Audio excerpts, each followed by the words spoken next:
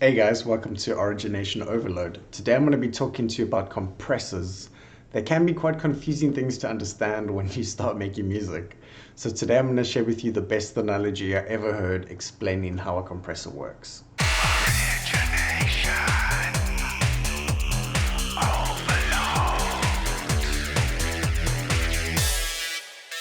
In essence, a compressor is changing the difference between the loud and soft parts of a sound.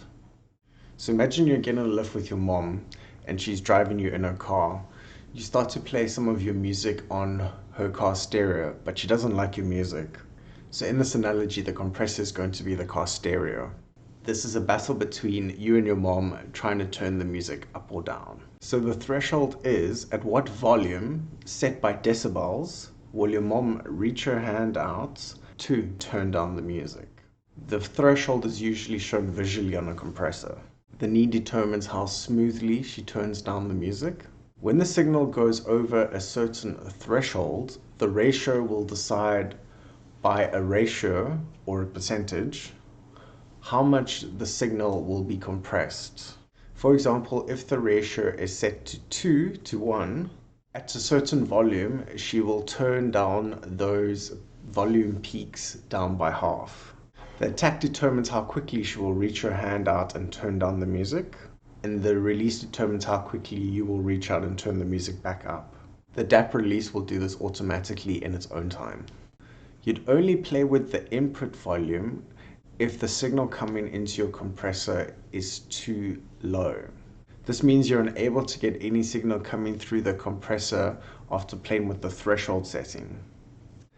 And you play with the output gain if you'd like to increase the volume of the signal after it's been compressed. Let's get dangerous. So over here I have a drum loop, and as you can see over here visually, that this kick over here, when it's playing, it's actually clipping and it's going into the red, which I don't want at all. So watch the signal as I switch the compressor on. It's playing, it's going red. We'll switch this on. Now, over here you can see that there's a signal coming in. Now suddenly it's not red anymore, because what it's doing is it's actually compressing that signal. And you can compress it even more by turning the ratio up. You can see that the volume of the signal has decreased quite a bit. Just watch the signal as I turn this ratio down again.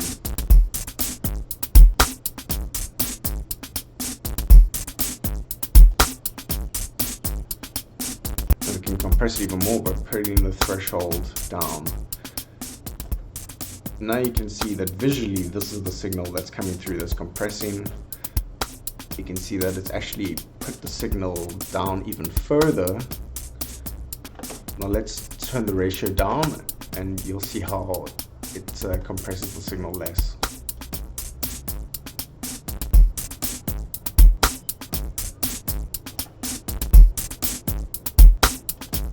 You generally don't want to overcompress over here. Generally you would not play with your input gain, but play with your thresholds and just have a signal slightly coming through. There's no signal coming through, and just slightly you would have the signal coming through. Maybe you have a fast attack, so she reaches down quickly to turn it down just before the kick starts. And she turns it down quite a bit.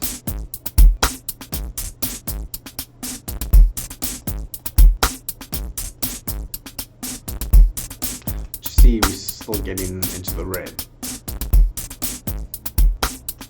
So then we have to compress more of the signal.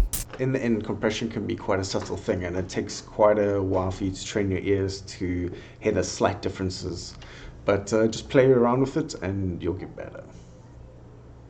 In general, you'd only want a bit of signal coming through the compressor. This really depends what you're trying to do. Realize the compressor is changing the difference in the dynamics of the sound, or the difference in how loud and soft a sound can be. That's why a compressor with a ratio of 50:1 or more is starting to work as a limiter.